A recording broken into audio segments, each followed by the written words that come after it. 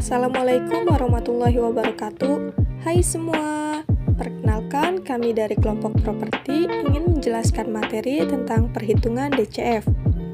Kelompok properti ini yang beranggotakan Farha Khairunisa, Ida Siti Nurhafidah, Syahidatul Sufi Syabanin, dan Fajar Ahmad Fauzan.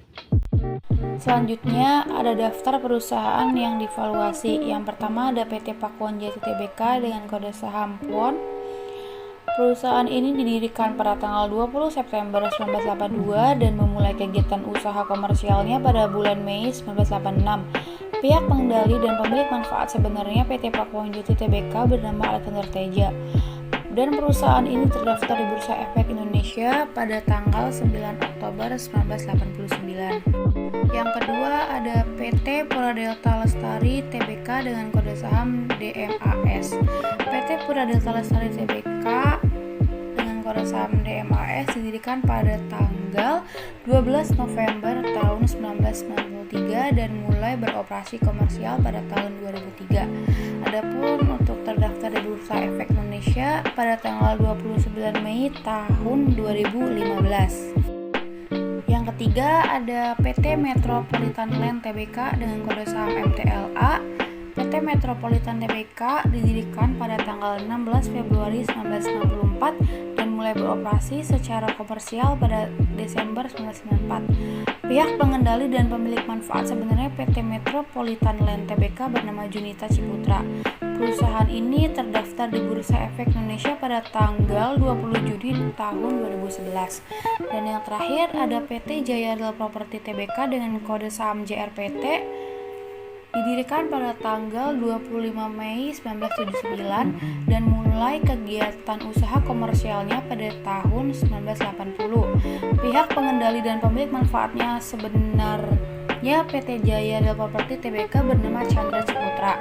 Kegiatan utama perusahaan adalah pengembangan perumahan di Jakarta Selatan dan Tangerang. Perusahaan ini terdaftar di Bursa Efek Indonesia pada tanggal 29 Juni tahun 1994. Sebelum mengestimasikan perusahaan, langkah awal untuk menghitungnya adalah dengan mendapatkan data kuartal yang bisa dilihat di aplikasi RTI Bisnis. Setelah diestimasi, EPS Q4 pada tahun 2022 mengalami penurunan sebesar 20% dari tahun sebelumnya dengan rumus pencarian Q3 2022 yaitu Q1 ditambah Q2 ditambah Q3 tahun 2021 dikurangi 20% dari Q1 ditambah Q2 ditambah Q3 tahun 2021 dikurangi Q1 ditambah Q2 tahun 2022 diperoleh hasil EPS PT Pakuan Jati Tbk EPS tahun 2022 sebesar 32, EPS PT Pura Delta Lestari Tbk tahun 2022 sebesar 25, EPS PT Metropolitan Land Tbk tahun 2022 sebesar 52 dan EPS PT Jaya Real Property Tbk pada tahun 2022 sebesar 63. Dari hasil analisis kami diperoleh data dividen, EPS, dan PER dari keempat perusahaan tersebut. Pada PT Pakuan Jati Tbk tahun 2022 DPS-nya sebesar 4, price-nya 448, EPS-nya 31,95, PER-nya 14,02. Untuk PT Delta Mas tahun 2022 DPS-nya 15, price-nya 168, EPS-nya 23,2 dan PER-nya 7,24. PT Metropolitan Land tahun 2022 DPS-nya 8,50, price-nya 344, EPS-nya 51,64 dan PER-nya 6,67. Dan terakhir yaitu PT Jaya Real Property tahun 2022 DPS-nya 19,5, price-nya 486, EPS 62,61 dan PER-nya 7,76. Setelah kami analisis dan kami hitung dengan rumus DPR sama dengan DPS dibagi EPS, diperoleh data rata-rata DPR dan EPS growth dari keempat perusahaan tersebut.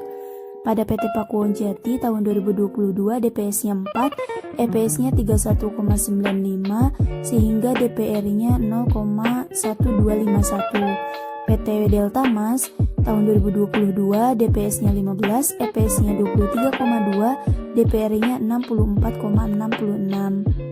PT Metropolitan Land tahun 2022 DPS-nya 8,50, EPS 51,64, DPR-nya 0,1646. Dan terakhir untuk PT Jaya Real Property tahun 2022 DPS-nya 19,5, EPS 62,61 dan DPR-nya 0,31. Selanjutnya, data-data yang sudah dijelaskan tadi untuk mendapatkannya bisa melalui website lembarsaham.com. Adapun berikut data dari lembar saham untuk PT Pakuwon Jati, PT Puradelta Lestari, PT Metropolitan Land, dan PT Jaya Real Property. Menghitung future value EPS dan proyeksi EPS 10 tahun. Sebelum mencari nilai future value EPS, kita mencari nilai G atau CAGR. Nilai G sendiri itu rumusnya EPS tahun akhir dibagi EPS tahun awal pangkat 1 per N dikurangi 1. Karena perhitungan ini panjang dan untuk mempersingkat waktu, jadi mengambil salah satu contoh yaitu PT Pakuwon Jati Tbk. Data EPS-nya bisa dilihat di slide 5. EPS tahun awalnya didapatkan 15,53 dan EPS tahun akhirnya didapatkan 31,95. Jadi sesuai dengan rumus mencari nilai G tinggal dimasukkan saja. EPS tahun akhir 31,95 dibagi EPS tahun awal 15,53. Karena datanya 10 tahun jadi N-nya itu 10. 31,95 dibagi 15,53 pangkat 1 per 10 dikurangi 1. Hasilnya 0,0747. Setelah mendapatkan nilai G, baru kita bisa mencari future value EPS-nya. Di sini kita buat tabel. Tabel pertama itu tahun, tabel kedua itu EPS, tabel ketiga present value. EPS dikali 1 plus nilai G, dan tabel keempat future value EPS-nya. Yang pertama itu tahun 2023. EPS-nya itu 31,95. Present value-nya EPS dikali 1 plus nilai G. EPS-nya tadi itu 31,95 dikali 1 plus 0,074. Perhitungannya yang di dalam kurung dulu ya, dijumlahkan. Baru dikali, jadi 31,95 dikali 1,0747 hasilnya 34,33. 34,33 itu adalah future value EPS-nya di tahun 2023. Untuk menghitung tahun 2024, EPS-nya itu menggunakan future value di tahun 2023. Begitu seterusnya sampai tahun 2032. Sehingga didapatkan hasil future value dan proyeksi EPS 10 tahun dari masing-masing emiten di tahun 2032 sebesar 65,59 untuk PT Pakuwon Jati Tbk, 67,19 untuk PT Puradelta Lestari Tbk, 98,76 untuk PT Metropolitan Land Tbk, dan 98,66 untuk Jaya Real Property Tbk. Selanjutnya, valuasi saham, metode diskon cash flow, perhitungan akumulasi dividen. Untuk mengestimasikan akumulasi dividen selama beberapa tahun ke depan, bisa menggunakan data dari perhitungan estimasi EPS yang sudah diperhitungkan pada penjelasan sebelumnya. Untuk mendapatkan nilai DPR atau dividen payout ratio, berdasarkan hasil analisis terakhir dividen yang dibagikan dari data perhitungan DPR terakhir adalah pada tahun 2022 untuk PT Pakuwon Jati Tbk sebesar 0,1251, untuk PT Puradelta Lestari sebesar 0,6466, untuk PT Metropolitan Land sebesar 0,1646, dan untuk PT Jaya Real Property sebesar 0,31. Selanjutnya, untuk menghitung nilai future value dividend menggunakan rumus future future value EPS dikali dengan nilai DPR. Sebagai contoh, pada tahun 2023 PT Pakuan Jati memiliki nilai future value EPS sebesar 34,33 dikalikan dengan nilai DPR sebesar 0,1251 dan menghasilkan nilai future value dividen sebesar 4,29. Untuk tahun 2024 sampai 2032 perhitungannya sama seperti penjelasan sebelumnya, dan total dividen yang dihasilkan hingga tahun 2032 PT Pakuan Jati sebesar Rp60,58. Dan untuk nilai estimasi akumulasi dividen yang diperoleh hingga tahun 2032 PT Pura Delta Lestari sebesar 281,95. Untuk PT Metropolitan Land dihasilkan estimasi akumulasi dividen yang diperoleh hingga tahun 2032 sebesar 123,51, dan untuk PT Jaya Real Property didapatkan estimasi akumulasi dividen yang diperoleh hingga tahun 2032 sebesar Rp251,36. Menghitung future value harga saham. Rumusnya itu future value EPS dikali per law. PT Pakuan Jati Tbk future value EPS-nya itu 65,59 dan per law-nya itu 9,02. Per law itu bisa dilihat dari slide 4. Ambil per yang paling kecil di 5 tahun terakhir. Per yang paling kecilnya di tahun 2018, yaitu 9,02. Jadi 65,59 dikali 9,02. Hasilnya 591,62. Untuk PT Pura Delta Lestari Tbk, future value EPS-nya 67,19. Per paling kecil 5 tahun terakhirnya 6,06.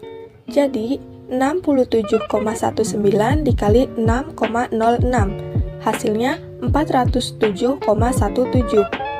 Untuk PT Metropolitan Land Tbk, future value EPS-nya 98,76. Per paling kecil 5 tahun terakhirnya 5,64. Jadi 98,76 dikali 5,64. Hasilnya 557,01. Untuk PT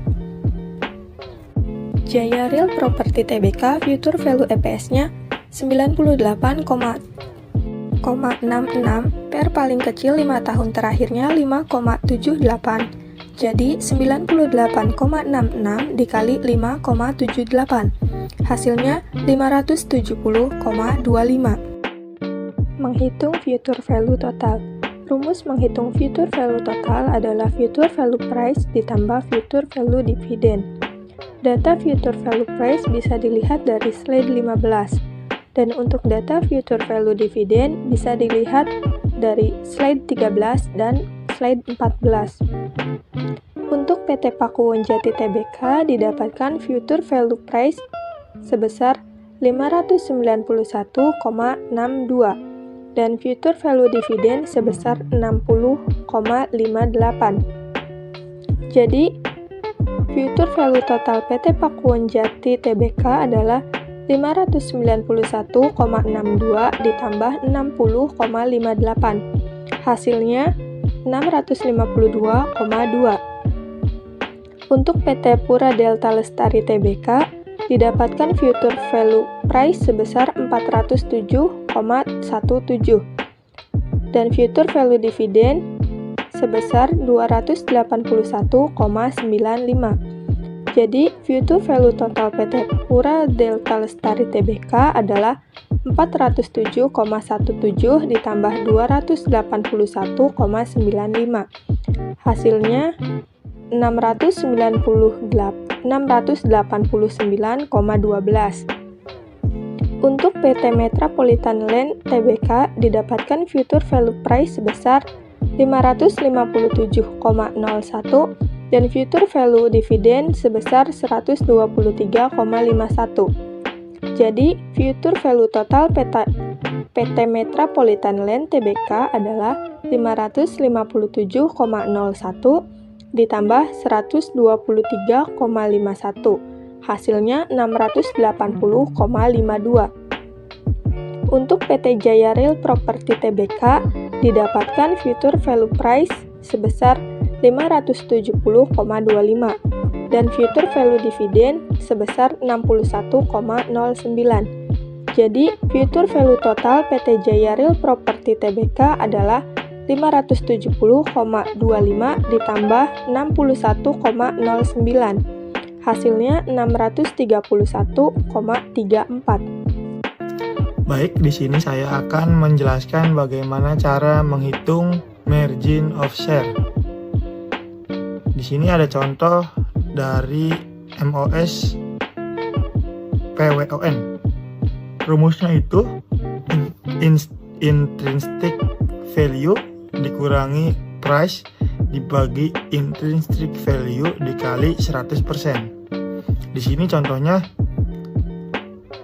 datanya yaitu 681 dikurang 480 dibagi 681 dikali 100%, yang dimana hasilnya adalah 29,51%. Margin of share-nya PT DMAS rumus masih sama, tapi data yang didapat dia adalah 269,19 dikurang 180 dibagi 269,19 dikali 100%, yang hasilnya adalah 33,13%. Kemudian ada margin of share dari PT MTLA. Data yang diperoleh adalah 457 dikurangi 370 dibagi 457 dikali 100%, yang hasilnya adalah 19,03%. Masih menghitung margin of share. Kali ini margin of share dari PT JRPT. Data yang diperoleh adalah 664 dikurangi 520 dibagi 664 dikali 100%, yang dimana hasilnya adalah 21,69%. Dari hasil perhitungan margin of share PWON yang hasilnya 29,52%, MTLA yang 19,03% dan JRPT yang 21,69%, disimpulkan nilai ketiga emiten tersebut kurang dari 30%. Maka perusahaan atau emiten tersebut tidak layak untuk diinvestasikan. Sedangkan untuk PT DMAS didapat nilai sebesar 33,13%, yang dimana itu nilainya di atas 30%, maka perusahaan atau emiten tersebut layak untuk diinvestasikan.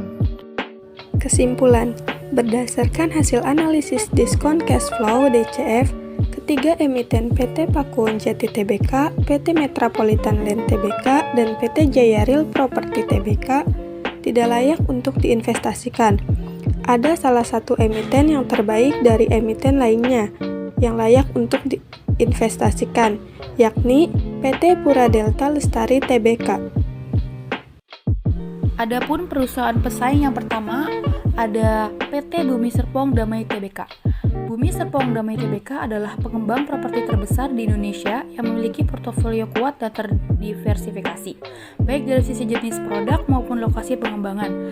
Bumi Serpong Damai Tbk atau BSD City didirikan tanggal 16 Januari 1984 dan mulai beroperasi secara komersial pada tahun 1989.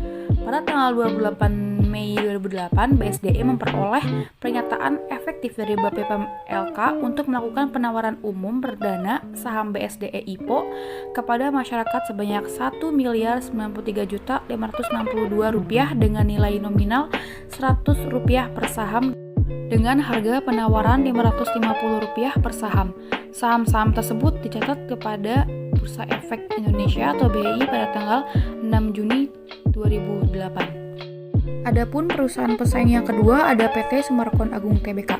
Sumarkon Agung Tbk adalah perusahaan yang bergerak di bidang pengembangan properti. Sumarkon Agung Tbk dengan kode saham SMRA didirikan tanggal 26 November 1975 dan mulai beroperasi secara komersial pada tahun 1976. Pada tanggal 1 Maret 1990, SMRA memperoleh pernyataan efektif dari BPPMLK untuk melakukan penawaran umum perdana SMRA kepada masyarakat sebanyak Rp6.667.000 saham dengan nilai nominal Rp1.000 per saham dan harga penawaran Rp6.800 per saham. Saham-saham tersebut dicatat pada Bursa Efek Indonesia pada tanggal 7 Mei 1990. Dan yang terakhir, perusahaan pesaing yang ketiga ada PT Ciputra Development Tbk. Ciputra Development Tbk adalah perusahaan yang bergerak dalam pengembangan dan pengelolaan hunian. Perusahaan mengklasifikasikan bisnisnya menjadi dua kelompok, yakni properti hunian dan properti komersial. PT Ciputra Development Tbk pertama kali didirikan pada tanggal 22 Oktober 1981 oleh Dr. H.C. Insinyur Ciputra. Pada awal pendiriannya, perusahaan ini memiliki nama PT Citra Habitat Indonesia dan tercatat di Bursa Efek Indonesia pada tanggal 22 Maret 1994. Barulah pada tahun 1990 perusahaan ini berubah nama menjadi PT Ciputra Development, salah satu perusahaan properti terkemuka. Emiten pengembang properti PT Pura Delta Lestari Tbk berhasil meraih penjualan mencapai Rp1,86 triliun di sepanjang tahun 2022, di mana realisasi tersebut lebih tinggi 3,6% dibandingkan target marketing sales tahun lalu sebesar Rp1,8 triliun. Direktur dan Sekretaris Perusahaan PT Pura Delta Lestari Tbk Tondi Suwanto menyampaikan bahwa penjualan lahan industri menjadi penyumbang terbesar capaian marketing sales, dengan sektor industri data center yang menjadi kontributor utama penjualan lahan industri perseroan. Selain sektor manufaktur, peralatan rumah tangga, dan komponen otomotif berserta turunannya. Sementara itu, pada tahun lalu, emiten berkode saham DMAS masih melanjutkan pengembangan kawasan industri GIIC Kota Delta Mas, khususnya pengembangan zona khusus industri data center. Bahkan inisiatif perusahaan untuk mengembangkan kawasan industri data center telah membuahkan hasil dan akan terus menarik minat para pelaku usaha data center guna berinvestasi di kawasan industri Delta Mas terutama di tengah era digitalisasi. Di samping itu, pengembangan kawasan komersial dan hunian di Kota Delta Mas juga masih terus dilakukan manajemen dengan meluncurkan kompleks Ruko Almandin dan menawarkan klaster hunian baru di Silva di tahun 2023. Adapun produk-produk baru ini tentunya diterima dengan baik oleh pasar dan meningkatkan kenyamanan bagi para penghuni, pekerja maupun pelaku usaha di kawasan tersebut. Berbagai sumber untuk IDX Channel. PT Pura Delta Lestari Tbk atau disebut juga dengan Delta Mas didirikan tanggal 12 November 1993 dan mulai beroperasi komersial pada tahun 2003. Kantor pusat Pura Delta Lestari Tbk berlokasi di Jalan Kali Besar Barat nomor 8, Kelurahan Rua Malaka, Kecamatan Tambora, Jakarta Barat. Saran anggaran dasar perusahaan, ruang lingkup kegiatan DMAS adalah bergerak dalam bidang real estate yang dimiliki sendiri atau disewa dan kawasan industri, industrial estate. Saat ini kegiatan utama DMAS adalah mengembangkan dan mengelola Kota Delta Mas, sebuah proyek pengembangan properti besar di atas 3.200 hektar tanah di Cikarang Pusat, Kabupaten Bekasi, Jawa Barat, dan akses langsung ke jalan tol Jakarta Cikampek. Kota Delta Mas merupakan kota terpadu yang terdiri dari kawasan industri, perumahan, dan komersial. Pada tanggal 20 Mei 2015, Delta Mas memperoleh pernyataan efektif dari Otoritas Jasa Keuangan atau OJK untuk melakukan penawaran umum perdana saham DMAS IPO kepada masyarakat sebanyak Rp4.811.811.100. Saham dengan nilai nominal Rp100 per saham dengan harga penawaran Rp210 per saham. Saham-saham tersebut dicatatkan pada Bursa Efek Indonesia pada tanggal 29 Mei 2015. Sekian pemaparan materi dari kami, kurang lebihnya kami mohon maaf. Wassalamualaikum warahmatullahi wabarakatuh. Terima kasih. See you.